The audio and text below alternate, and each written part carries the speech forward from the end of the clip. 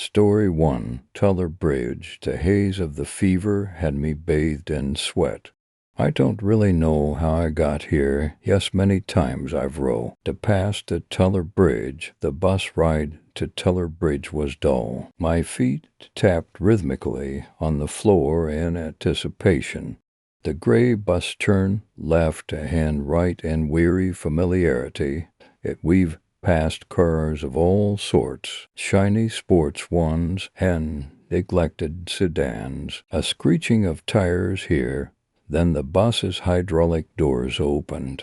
The passengers poured out like liquid. Tuller Bridge has become this city's landmark. It's even on the city's emblem. Quite puzzlingly so, because Tuller Bridge is where hundreds of people had leapt off an attempt to end their lives. And here I am right now, standing on the sidewalk of the bridge. I stared out into the countryside and I took in the grand panorama before me. The bridge rests in between two adrift canyons. I see the gentle striations of the craggy RTH, the slopes and curves, the highs and lows of the canyons, the way they all broke down like a puzzle of dirt and rocks. The sky overhead was glowing orange, and the sun rays bent and fell on the canyon's uneven surface. For a moment, I thought of not leaping off.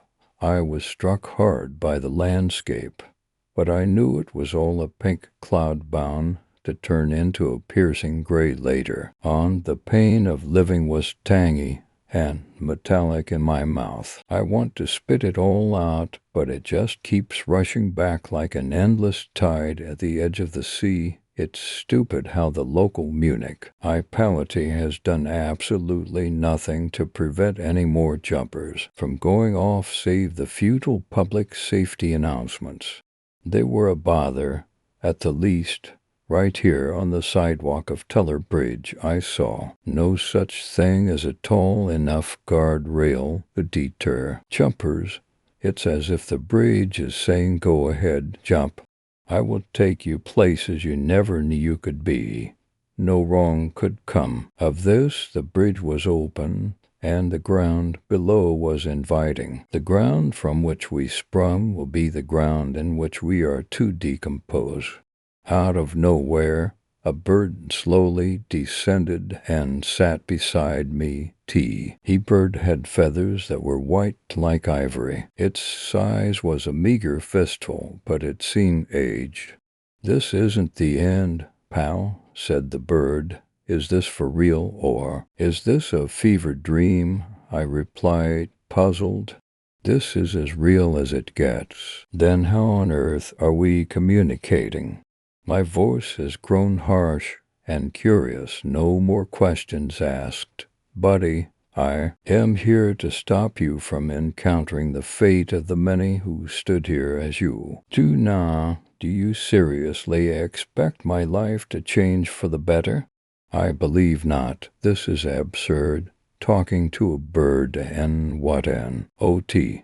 Really inches away from death, and you're one to talk about absurd, please. What are you here for anyway, bird?" "Ever since the first time I migrated to this beautiful city of yours, I fell in love immediately. The trees and the streets, the people, oh, the lovely people, and this bridge, oh, great Tuller Bridge. Almost every night I'd fly here, for this place was my favorite of all, and city. Birds have lower standards, I guess. No, birds appreciate it all. And then the suicides started happening. At first, they all seemed like measly happenings, but then the body count piled up, and I started getting curious. The first suicide was 10 years ago. You've been here that long?" "Yes, I have." "Somewhere around the 20th jumper, I decided to take thin G's into my own claws or hands, what have you. I just couldn't stand to see the bridge being associated with death. Well, nothing happened.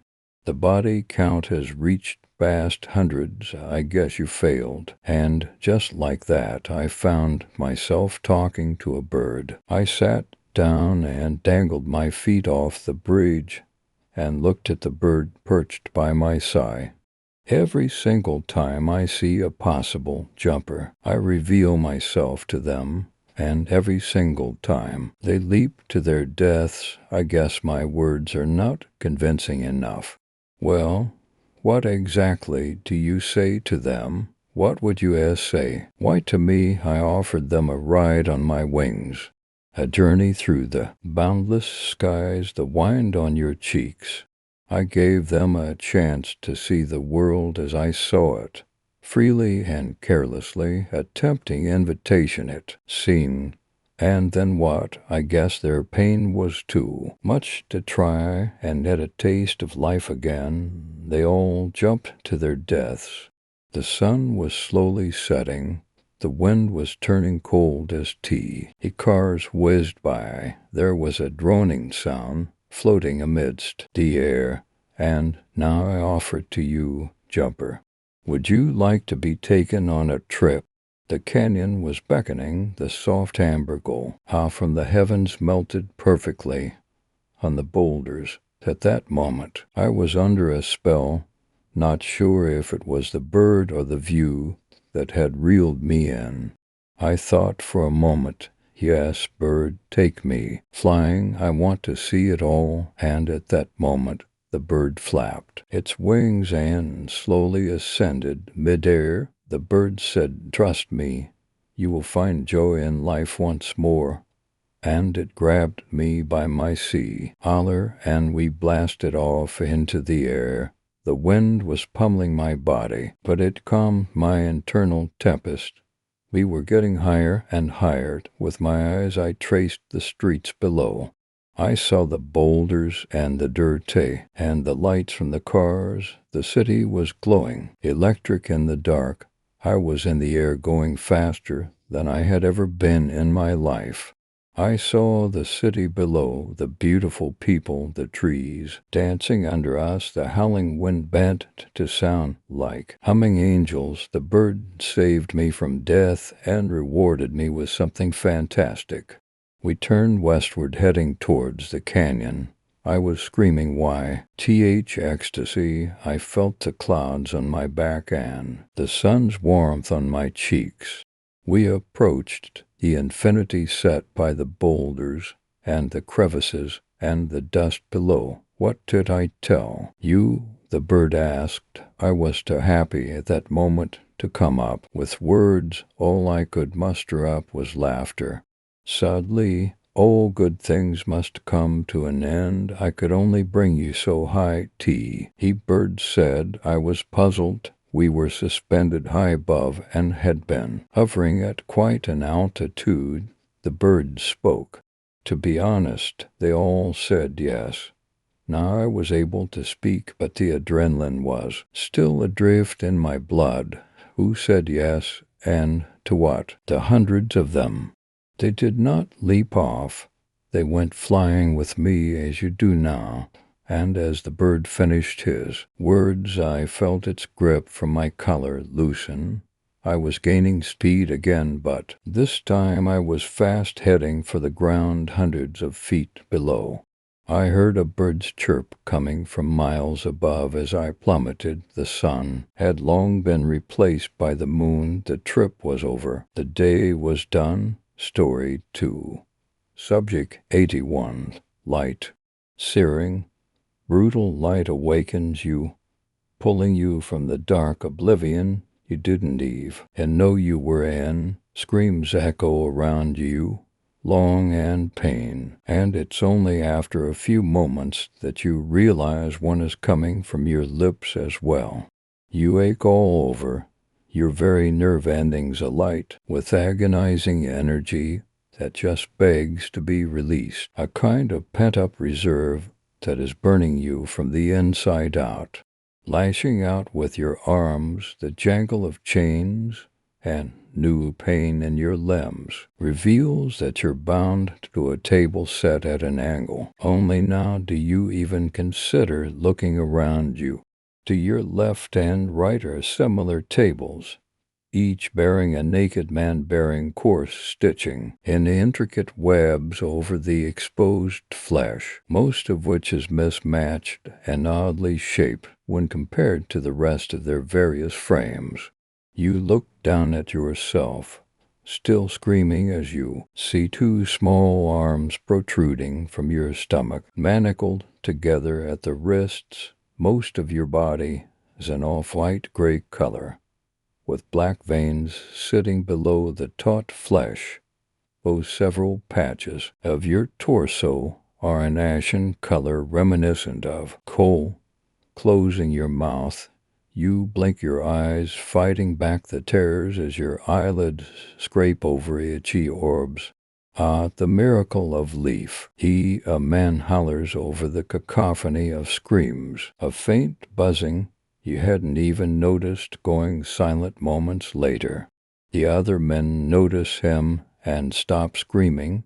Looking over at him from the stairwell where he stands, he looks unassuming, short and pudgy with slightly Asian features, thinning hair atop his head, a clipboard in hand. Good, you all heard me. That makes you a rousing success over the last batch I cooked up, you think, not trusting your mouth to work right. Your tongue feels swollen and dry, rubbing against jagged, broken teeth in your misshapen maw. Why, your lower jaw seems too large for your head, and you can feel in your gums places where foreign objects have been inserted. What does he mean by that? Stepping down the stairs, a hand trace, ailing lightly on the guard rail, the man walks on the smooth concrete floor in the bright room, his white coat a glaring eyesore to even gaze upon. At least the walls have the decency to be made of gray bricks and mortar. He stops in front of you, tearing up at you as he fishes out a pair of glasses from his breast pocket, slipping them on his thin nose. Subject 81. H, he says, his dark eyes boring a hole into your pain-racked soul. You have been earmarked as the most likely to be sentient amongst your new brethren.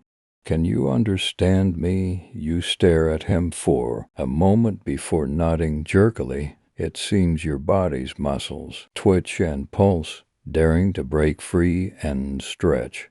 Your skin feels tight over your mass, like the skin of an overstuffed sausage. Can who speak? He asks, pulling up his clipboard and clicking a small pen. Try and say your name. I don't have a name. Can't remember. You grit out around the sharpened points in your mouth, your jaw sliding and touching your neck as you speak, your chin virtually at a 90-degree angle from where it normally sits. Well, you can sort of talk, I suppose that's something, and you have no memory of your name. Obviously, language has survived in that procured brain of yours. How about memory? Tell me something you remember. You lower your head, amazed at how your neck can saint. Wretch, staring at the small man, you feel almost overwhelmed with the desire to hurt him. He hurt me. He killed me. You suddenly think, causing your head to roll up at the vicious thought. You growl, a loud audible grumbling, murderer. Ah, you retained those memories. How unfortunate. The man scribbles down a few notes before looking back up at you. Yes, I had you euthanized, along with the 8 other men that you are composed of. Do you remember what dying felt like? You moan out pitifully at the question. The memory is all too fresh now that he's asked. You remember sitting in a room with dozens of other men, all naked. The room was stark white with one entrance, and for vents, no other decorations. Suddenly orange clouds billowed out from the vents, gas which used the men around you to scream and bleed. Wherever the mist touched, sores opened and skin peeled away. You remember how the other men had clawed at you, climbing over you in an attempt to escape. You remember falling to the ground, one of your legs broken, and that mist rolling over you. Now, in retrospect, you realize it took you over 3 minutes to die. 3 horrible minutes. I'll take your groaning as a yes. Well, that will never do. If you remember how you died, you'll inevitably come after me. Yish, catch you, kill you. You growl, a wide grin spreading over your face as several other men strapped down. Repeat your last statement. It would appear that they remember as well.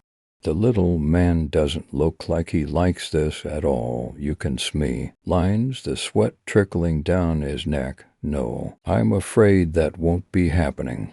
The little man says, scribbling down a final few notes as he turns the next B. That will just have to be clocked back a bit, perhaps inserting a pop with a muscle relaxer or painkiller in it. He continues to mutter as he walks back to the stairs, slowly turning on the stone and walking. Back up, you roar bestially, pulling against the manacles holding down your sizable arms. Several other men join you, the clattering of chains becoming a strained symphony. In the enclosed space, the little man stops and looks out over you and the others, his face blank. He pulls a small black box, thin and light, from his coat and points it towards the ceiling. You hear a whirring coming from T. He light positioned over you. It only makes you roar louder, fight against the restraints harder. I killu deed. You bellow, spittle flying from your fang-filled maw. He shakes his head slowly, staring at you with those soulless eyes. He says something. What it is, you can't hear him over the din of chaos coming from your brothers. And that incessant whirring noise. What in the world is that? Turning to look up into the light, you squint to make out a thin pipe extending down from the light, which is actually 5 lights clustered together. Looking around, you see pipes coming from each cluster of lights, stopping about a foot from your brothers' faces. And then it happens. The orange mist squirts out from the pipe, dousing the roaring men in a dense fog of death, their roars of anger turning to cries of anguish as their skulls begin to hemorrhage, their eyes melting from their sockets as their tongues swell and burst. Looking quickly at your own pipe, you watch it shiver almost in excitement before it sprays and then you slip once again into oblivion. You wonder, how many times will this happen to you before you can fina? Lie rest. Story 3. Don't let the cold man in. I had a dream last night. It was the kind that seems real right up to the point where you wake up. Some things were strange about it. Certain things were really strange about it. But it never occurred to me that it might not actually be happening. I'm still not prepared to say that it didn't happen. I'm not spiritual and I don't real. Why understand stuff like that? I just feel like I've been somewhere and now I'm back and I know something really happened when I woke up. And I think while I was asleep too. I went to bed last night with a strange feeling. We all remembered times when we felt like we were being watched, but this was more than that. I felt like there was someone there with me, but still I couldn't keep from falling asleep. I don't exactly remember the beginning of the dream. The first thing I remember was starting at my house and walking. I was just walking down the road. All of my neighbors' houses were gone. I was just on a long, empty road, and there was no one around but me. I don't remember what I had been doing at my house before, but I may have been there a while before I started walking. I just recall feeling a strong urge to walk. I felt okay walking down that road. It was cold and dark, and I felt a little lost. But I wasn't afraid now, like I had been in my room. I don't care now how long I was on that road. It felt like a long time. I mean like days long. But I never felt tired, and I just wanted to keep walking. The road changed. After a while, it had been straight and nondescript the whole time, but eventually I reached a bend and then a fork in the road. When I reached the fork, I wasn't alone anymore. A familiar voice called out to me from the side of the road. "It's good to see you," the voice whispered. "I'm just sorry to see you." Here I turned to face the voice, knowing who I would see.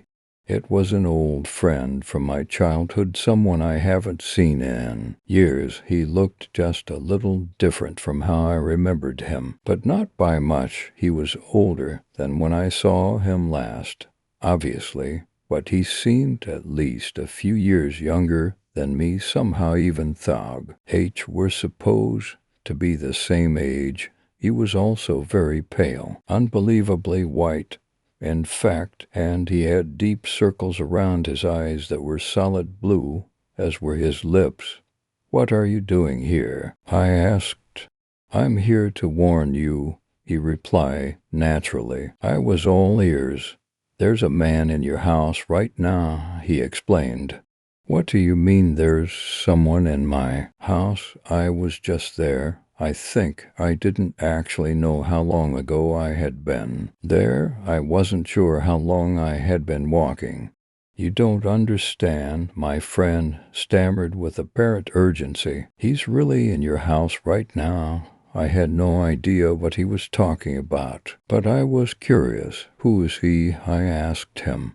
"He's the cold man. He comes to people at night when they're afraid." The cold man? I'd never heard of anyone like that before. I wanted to know more, so I asked, "What does he do?"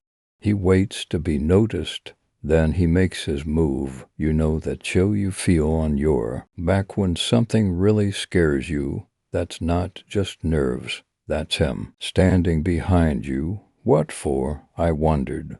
"What does he do once you notice him?" My friend looked down and away. He wouldn't answer that question. "Just don't let him in," he cautioned. "What do you mean?" "He can be close forever," my friend explained. "He'll walk around your house at night and even stand in your room while you're asleep, like he is in yours right now. He can know where you are. He can even be looking right at you, but he won't find you unless you let him." "How does he find you? I mean, how do you let him?" My friend looked to either side of the road like he was worried that someone might overhear. He leaned in very close and whispered, "If you see him, if you hear him, or if you ever start to feel suddenly very cold, don't move. Don't talk to him. Don't acknowledge him.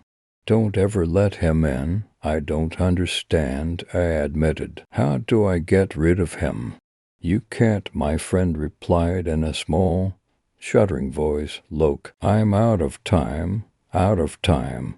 I repeated, not sure what he meant exactly. My friend shook his head. His eyes were wide and he was shivering. Off in the distance I noticed a dark figure creeping up behind him, but something kept me from speaking.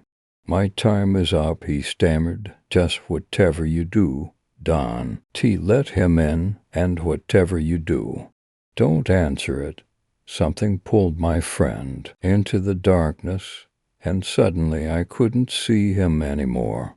Before I could follow after him, though, I was startled awake by a loud noise. I was sitting in my room, fully dressed with my shoes on. I could swear I wasn't dressed when I went to bed. My shoes and legs were covered in dust.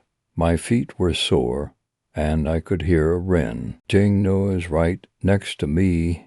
In the confusion of waking up from such a vivid dream, I didn't immediately recognize it. I felt so cold then. I looked down and saw my phone. That was the source of tea. He ringing, remembering my friend's words. I didn't answer it. Eventually it stopped ringing. The room was cold as ice.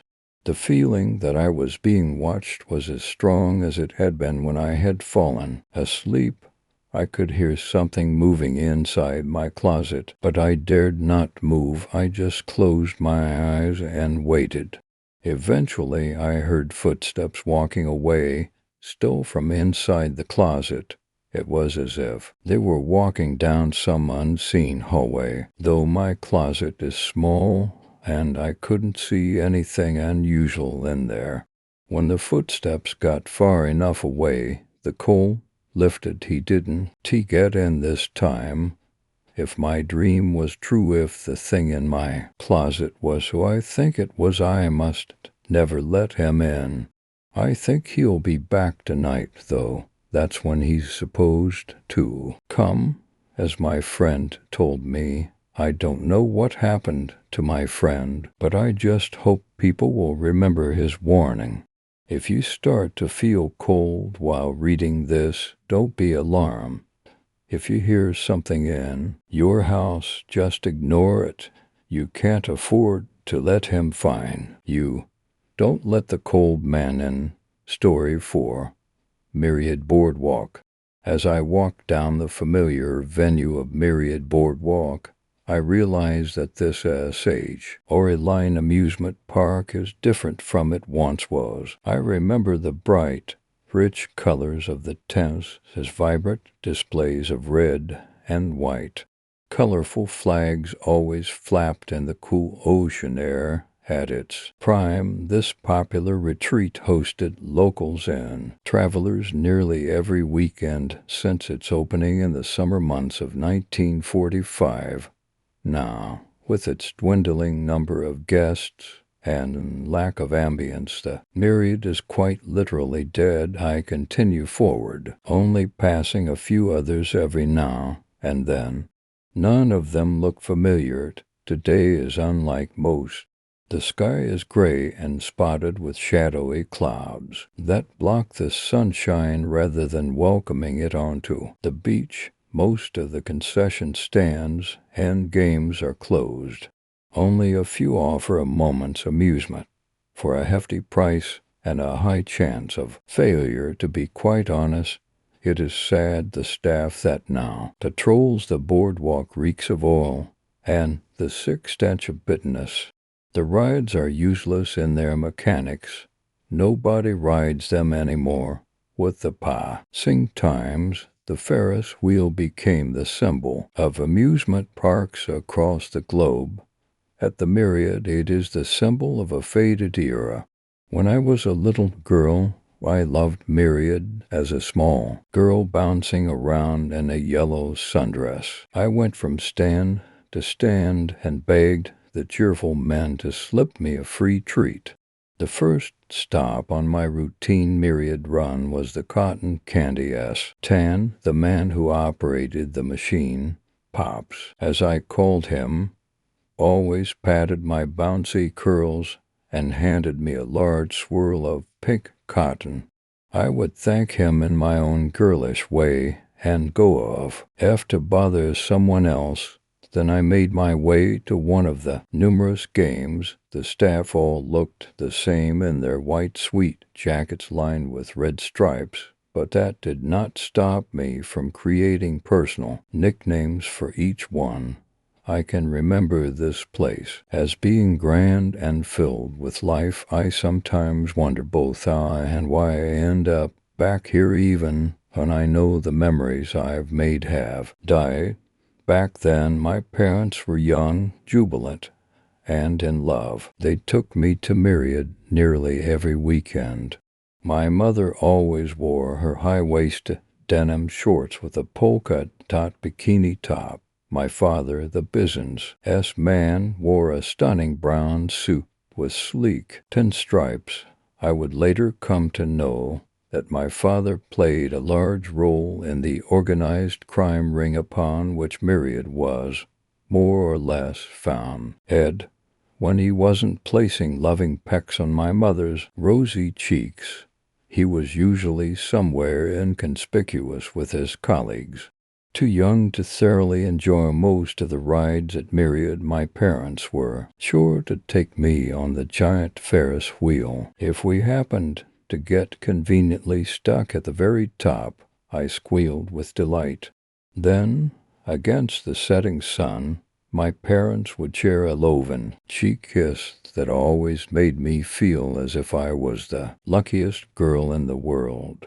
I knew heaven had to be real, because the Myriad boardwalk was nothing short of paradise, even though the ocean was only a few feet away from the boardwalk. I cannot say that I spent much time in the water. Sure, on the hotter days my parents and I would splash around in the cool water, but saint of the fun occurred on the boardwalk itself. It was something that had become a part of me. The Myriad was a part of my life, and when I wasn't dancing down the boardwalk in my low dress, I didn't feel like myself. I haven't since. It has been a good number of years since I have been back on these very same sandy planks. And, like I previously mentioned, nothing is quite the same. It is depressing, really, to see such a vital part of my childhood eroded away by time. Still wandering around, I spot off in the distance a couple holding hands and strolling down the shore, and they look familiar to me, but I cannot see their faces. From behind, the couple seems old, but their love is still obvious as they share warm smiles and hands. I quicken my pace to have a better view as I finally recognize who they are. My breath hitches in my throat. I start to jog, thinking that the faster I reach them, the better of a reunion it will be. It warms my heart to see their faces again. I reach out to them to place a hand on the older woman's shoulder. Before I touch her, the woman stops and looks back at me. She studies me for a second as I say, "Mama," but she turns away.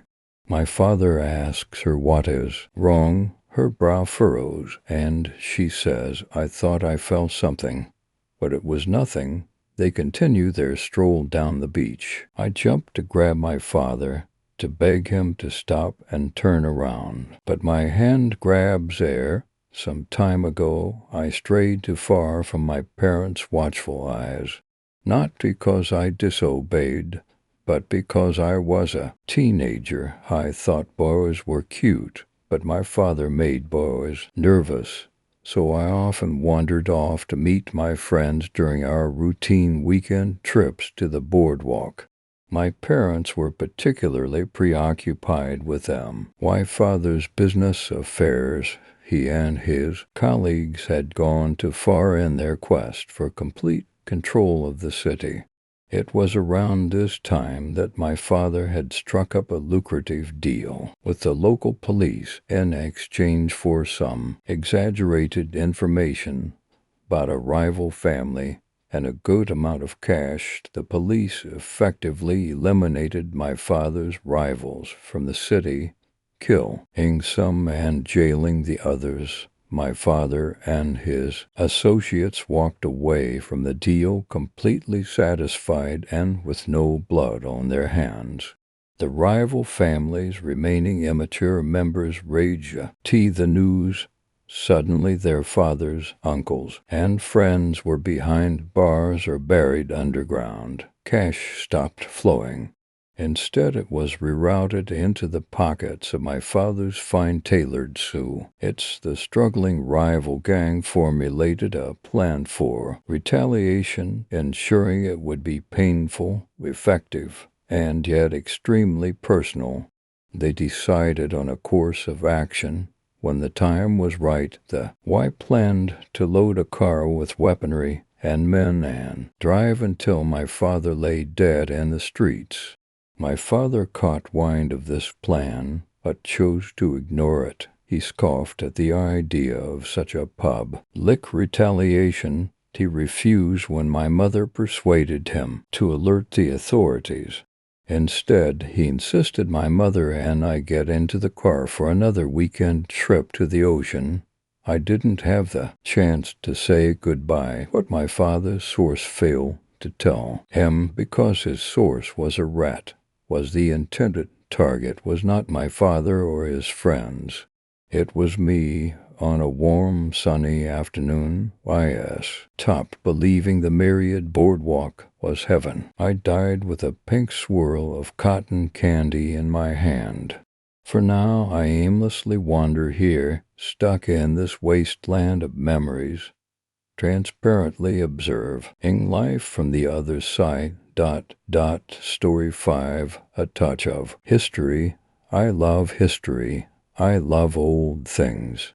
I very much enjoy standing in a house near a tree on a stone once part of an ancient thing and hink. Many years ago, someone maybe very much like myself stood in this place wearing this or that, holding a long-lost item or playing with long-dead children. My wife would tease me often whilst on holiday. Here we go again, Mr. Boring as hell history man wants to go touch old shit. She was right, of course. I would touch old things. I was obsessed with it. An ancient Celtic stone, cannon said to have been used by pirates, now preserved and stuffed with concrete. Every little scratch and pockmark tells a story. I once viewed and touched several centuries of ancient graffiti engraved by prisoners in an old fortress. Most of the fortress had changed through time, but this one large stone room had served as a prison throughout. A Roman fortress in England it was, used by both parties until the end of the 17th century. Roman prisoners with markings and language far beyond my understanding left the first marks, with the final layers left by Dutch sailors, held there near the end of its service, the last words of condemned men. My Dutch wife was pulled into the unfortunate chore of translating each and every old Dutch sentence for my being fit. After 20 minutes she became bored and stormed of saying, "Your Dutch is better than you think. Translate it yourself. I'll meet you in the cafe," and so I did. The comments were mundane but fascinating, cursing their captor, advising no one really of their presence by giving their name and ship, praising their captain, and saying goodbye to loved ones. I was growing tired and started to become conscious of time when I noticed a rather long chunk of text written near the bottom of the wall, with a bit carrying on to the floor. What drew my attention to this was that it was in English. It read thus: "I end this day on this floor. Inkles I spake to curse the English. My last time I take to carve with blade hidden, for the scurvy now sends me. Blade found no English here. Arts but mine words will take a English soul. So say I this last day I see. Curse thee, and in hell share we." Wow, I thought. What an amazing bit of text. And this sailor died right here. I felt the wall as I knelt where his head might have rested, or perhaps it was lower. If he was weak and dying from scurvy, he was prone for the last bit, which is why it carried on the ground. As I stood up, flushed with the new discovery, I felt a slight poke under my right heel. I moved my foot away and looked closely. There, embedded in the mortar between the foundation stones, was a glint of metal. I quickly kneeled again and examined it closely. There, a centimeter above the floor, was the head of some sort of blade. An arrowhead, perhaps, I thought immediately. What then I thought of the text. I eagerly tested the grout between the lying stones and found what I already knew would be the case. It was loose and crumbly and easily removed with the tip of my finger. It was late in the day, and the cell part of the fortress was empty. I began to work on it quickly, always thinking in the back of my mind that this was something I could bring to the museum as a new disc. Ovary, I would take it there straight away and turn it in. But then a deeper, darker side of my mind was in control. It advised if this item was what I thought it was, I would not turn it in. I would indeed keep this item, because the writing on the wall, and the emerging knife blade, and yes, it was indeed such an item. Far too large to be an arrowhead, this, and the story was mine. I read them. I was part of this moment, and I of all the visitors to this dark and horrible yet wondrous place found this piece of history, a symbol of the final act of defiance from a desperate, dying man. It was beautiful, a bit pitted with a small amount of rust, but in excellent condition. The hilt had been removed for easy concealment, on only the metal blade remained with a bit of the end that would have rested in the most likely bone or wooden handle. It rested quite comfortably in the breast pocket of my tweed jacket, the material thick enough that not even an outline of the blade was weak. Ibel, my wife, impatient, lead the way out to our auto. As we walked down the path through the parking area, a large tour bus was unloading in front of us. Older couples disembarked with the helpo. The driver. I heard them speaking Dutch, and I joke with my wife more Dutchies for the cells. She looked back smiling.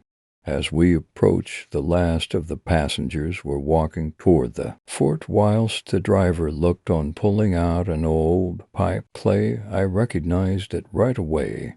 One of the old clay-style pipes popular in the 17th century.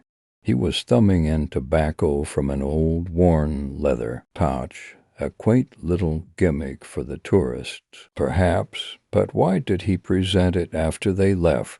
We were approaching him quickly as our car was down and slightly right of the bus. As my wife passed, I continued to study the man as he lit his pipe with a taper. The man took a long drag of the tobacco and blew smoke. As it cleared, I was ready to pass him when I saw his worn face and sun-bleached blonde hair. His eyes were ocean blue, with a fine pattern of wine-etched wrinkles in the corners, and he was smiling. My foot caught on something right as I passed, and I went sprawling, face first in the hard-packed dirt of the auto lot. I landed hard, and the breath was knocked out of me. I gave a yell as my wife came running back shouting. Hands helped me up, and I was on my feet. My wife was looking at me, asking if I was all right. I felt dizzy, and there was a deep pain in my chest. I looked down and saw the very short handle end of the blade sticking from my jacket pocket. A dark stain had begun to grow around the blade. I took one moment to look behind me to the man whom I knew had triggered my death, but there was no one there. Now, dear reader, I finish my coup. In life I was a man of many words, and so in death I walk the same path. It will come, the dagger has been placed again. You may stub your toe or prick your finger and wonder, is it there, is it Tim? Or perhaps it was placed in a more mundane location, under the bed, in a closet, or give a feel behind the screen. Let's touch some old shit together, shall we? From Hell, see you soon, Story 6. Welcome to Sandalwood. There is a town in the deep south that is spoken of in whispers around campfires and by drunks in bars. No one knows its exact location, as those who have been there can't agree on where they were when they arrived. Its location has been speculated to be in dozens of different counties throughout Louisiana, Mississippi, and Alabama. The only thing any of the visitors can agree on is that each of them were lost when they drove past the aged wooden sign proclaiming, "Welcome to Sandalwood." To the best of anyone's knowledge, no one has ever found Sandalwood on purpose. Public record. Many attempts have been. That being said, there is still some notary evidence that there was a place called Sandalwood. A young librarian found a private journal and a library in New Orleans in which the writer, a Mr. Jean-Claude Bellevaux, mentions Sandalwood in an entry, July 9, 1951. My recent trip to Sandalwood has yielded a great bounty for me. The items I acquired in the tunnels sold for a very handsome profit on the voodoo market. There's no way to tell what those items might have been, and none of Sandalwood's visitors to date have reported anything about tunnels. A letter was found in the old desk of one of Alabama's governors in which the writer makes a list of demands, including a mention of Sandalwood, and furthermore, "Sir, the people I represent wish you to address the problem of the town of Sandalwood refusing to clear out some of the swampland surrounding it. They are chock-full of alligators and venomous snakes and pose threat to the health of surrounding communities. It is unknown where in Alabama the letter came from. To lost visitors.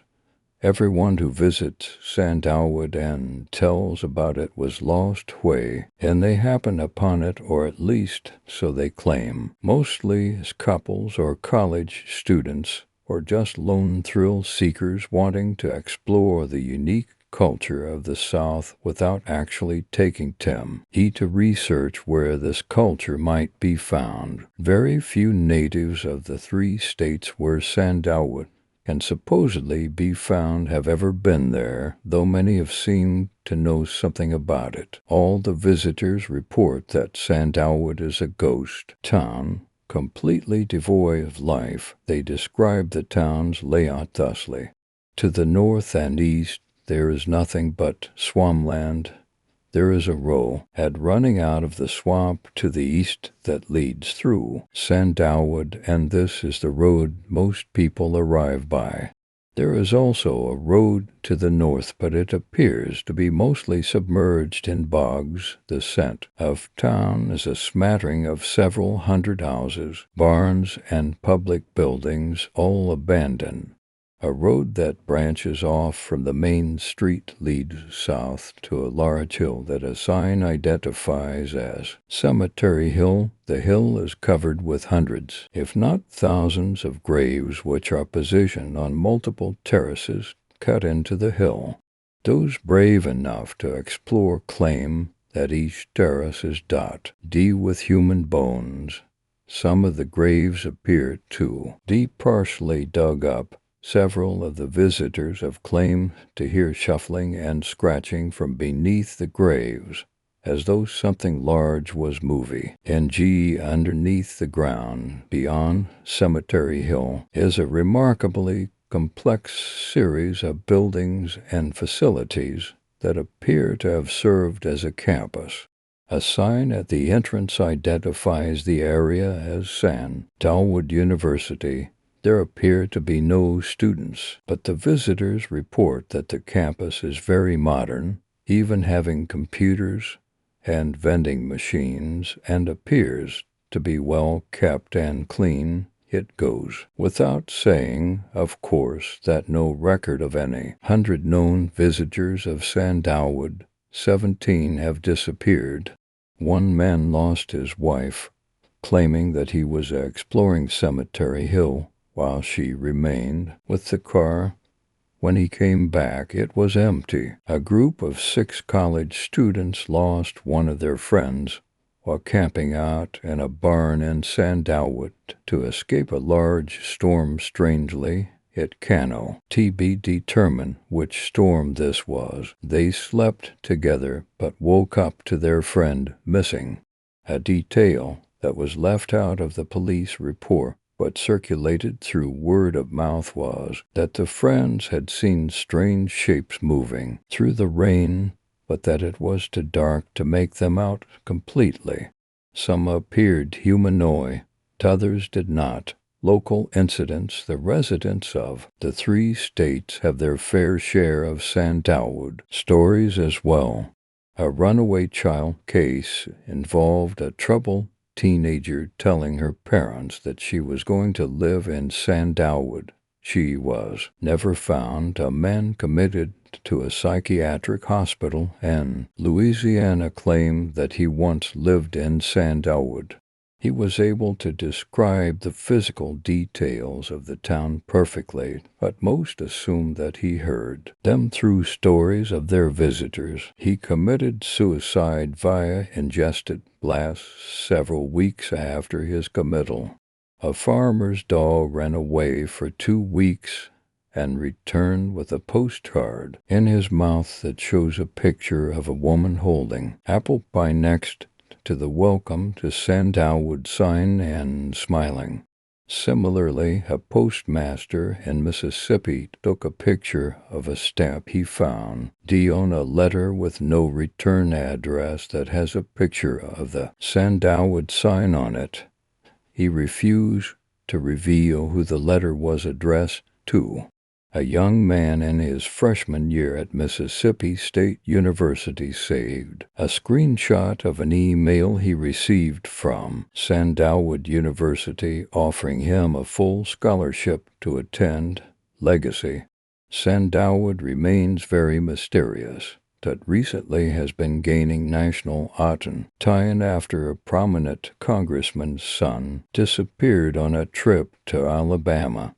His last correspondence to his father was a text message that read, "I'm lost, stopping in Sandalwood for directions." Attempts to triangulate his cell phone revealed it to be in a fish market in Africa. Sandalwood also was the subject of a series of online short stories published on various websites. Dealing in creepypasta, a type of online horror story. Most of them are instructions on what to do in Sandalwood for supernatural gain ritual pastas, but some are stories dealing with cursed items from the town, artifact pastas, and the lost visitors. The author has not been tracked down, but is wanted for questioning, as one of his stories deals with the graphic murder of a child by an unknown assailant. The child in question is missing from his home state of Ohio, and the author revealed details about him in his story that he couldn't possibly have known. With all the newfound attention on, hundreds of people across the country have pledged to find Sandalwood and reveal its secrets. The states of Louisiana, Mississippi, and Alabama have seen big tourist boosts in recent months thus far, and no disappearances have been reported yet. This is a work of fiction by Jacob Mielke, author of A Lack of Empathy. Story 7, Candle Cove. It comes most often at night, that niggling memory gnawing in some corner of your mind like a rodent, chewing the corners of the drywall. The memory of some brightly lit cartoon funland, or a world of puppets, a memory of a TV show you would W.H. seated cross-legged on the living room floor with the fixed, enthusiastic attention only a child can give. Attention that you wish now you perhaps hadn't given so freely, for there is something about that show, something about the discordant music, the details of the characters, their motivations, And the storylines, the fixed maniacal grins that seems, looking back, to be altogether too sinister, or to be a children's show. You try to block the memory out, and yet they're in the back of your mind most often at night. The puppet's fixed grin keeps on smiling. Candle Cove is a widely known and popular creepypasta about fictional television series recollected by a number of posters on a childhood nostalgia forum. As the posters share their recollections, the things they collectively remember become more and more sinister, with the characters featured clearly being unsuitable for children's viewing. Notable examples are the laughingstock, the boat, that is alive and sports a huge mouth, Horace Horrible, a one-eyed character with two large teeth, and most famously a skeleton character known as the Skindiker, who wears the flesh of children over his naked bones. Hardly Sesame Street is it. Net Nostalgia Forum. Television. Local. Skyshail 3 subject. Candle Cove Local Kids Show. Does anyone remember this kids show? It was called Candle Cove, and I must have been 6 or 7. I never found reference to it anywhere, so I think it was on a local station around 1971 or 1972. I lived in Ironton at the time. I don't remember which station, but I do remember IT was on at a weird time, like for PM. Mike_Painter65, subject, Candle Cove Local Kids Show. It seems really familiar to me. I grew up outside of Ashland and was 9 years old in 72. Candle Cove. Was it about pirates? I remember a pirate marionette at the mouth of a cave talking to a little girl. Skyshail 3 subject, Candle Cove Local Kids Show. Yes. Okay, I'm not crazy. I remember Pirate Percy. I was always kind of scared of him. He looked like he was built from parts of other dolls. Real low budget. His head was an old porcelain baby doll. Looked like an antique that didn't belong on the body. I don't remember what station this was. I don't think it was WTSF though. Jaren_2005 subject, Candle Cove Local Kids Show.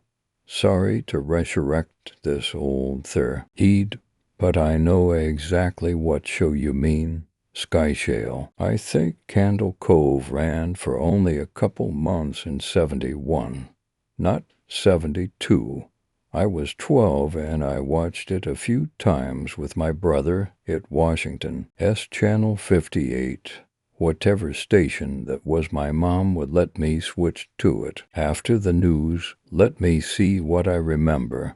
It took place in Candle Cove, and it was about a little girl who imagined herself to be friends with pirates. The pirate ship was called the Laughingstock, and Pirate Percy wasn't a very good pirate because he got scared too easily.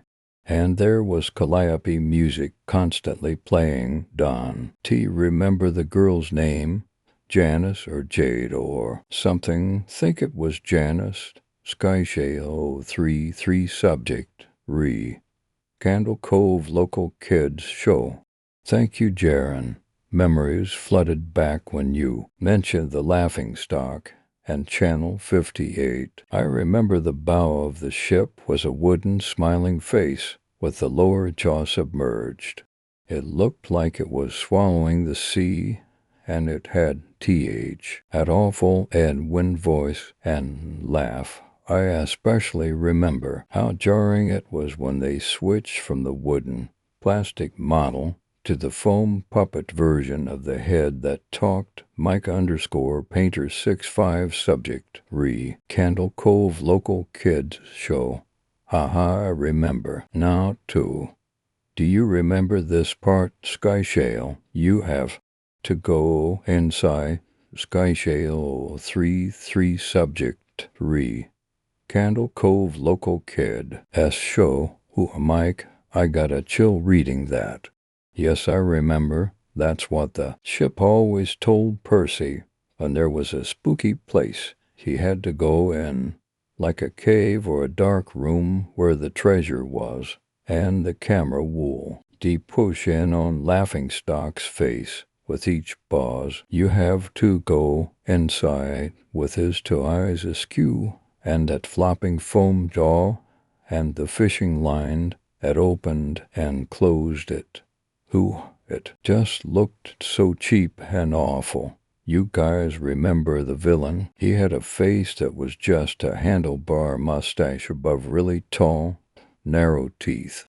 Kevin_Hart subject re.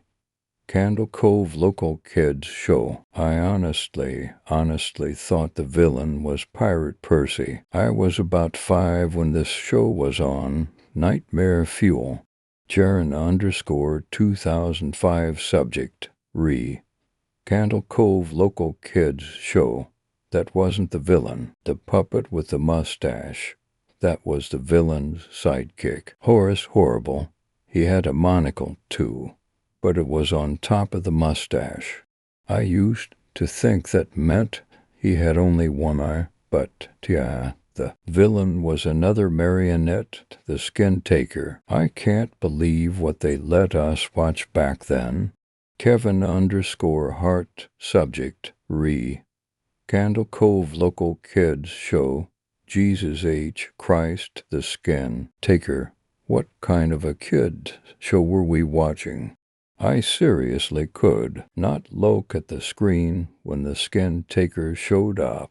He just descended out of nowhere on his strings, just a dirty skeleton wearing that brown top hat and cape, and his glass eyes that were too big for his skull. Christ Almighty, Skyshale 33 subject re. Candle Cove local kids show. Wasn't his top hat and cloak all sewn up CRA? Zilly, was that supposed to be children's skin? Mike_Painter65 subject re. Candle Cove local kids show. Yeah, I think so. Remember, his mouth didn't open and close. His jaw just slid back and forth. I remember the little girl said, "Why does your mouth move like that?" And the skin taker didn't look at the girl but at the camera and said, "To grind your skin." Skyshale 33 subject re. Candle Cove local kids show. I'm so relieved that other people remember this terrible show. I used to have this awful memory. A bad dream I had where the opening jingle ended, the show faded in from black and all the characters were there, but the camera was just cutting to each of their faces, and they were just screaming, and the puppets and marionettes were flailing spastically, and just all screaming. The girl was just moaning and crying like she had been through hours of this. I woke up many times from that nightmare. I used to wet the bed when I had it. Kevin_Hart subject re. Candle Cove local kids show. I don't think that was a dream. I remember that was an episode. Skyshale 33 subject re. Candle Cove local kids show. No, not possible. There was no plot or anything. I mean literally just standing in place crying and screaming for the whole show. Kevin_Hart subject re. Candle Cove local kids show. Maybe I'm manufacturing the Emery because you said that. But I swear to God I remember seeing what you described. They just screamed. Jaren_2005 subject re. Candle Cove local kids show. Oh God, yes, the little girl, Janice, I remember seeing her shake, and the skin taker screaming through his gnashing teeth, his jaw careening so wildly I thought it would come off its wire hinges. I turned it off, and it was the last time I watched. I ran to tell my brother, and we didn't have the courage to turn it back on. Mike_Painter65 subject. Candle Cove Local Kids Show. I visited my mom today at the nursing home. I asked her about when I was little in the early 70s, when I was 8 or 9, and if she remembered a kids show, Candle Cove. She said she was surprised I could remember that, and I asked why, and she said because I used to think it was so strange that you said, "I'm gonna go watch Candle Cove now, Mom," and then you would tune the TV, static, and just watch dead air for 30 minutes. You had a big imagination with your little pirate show.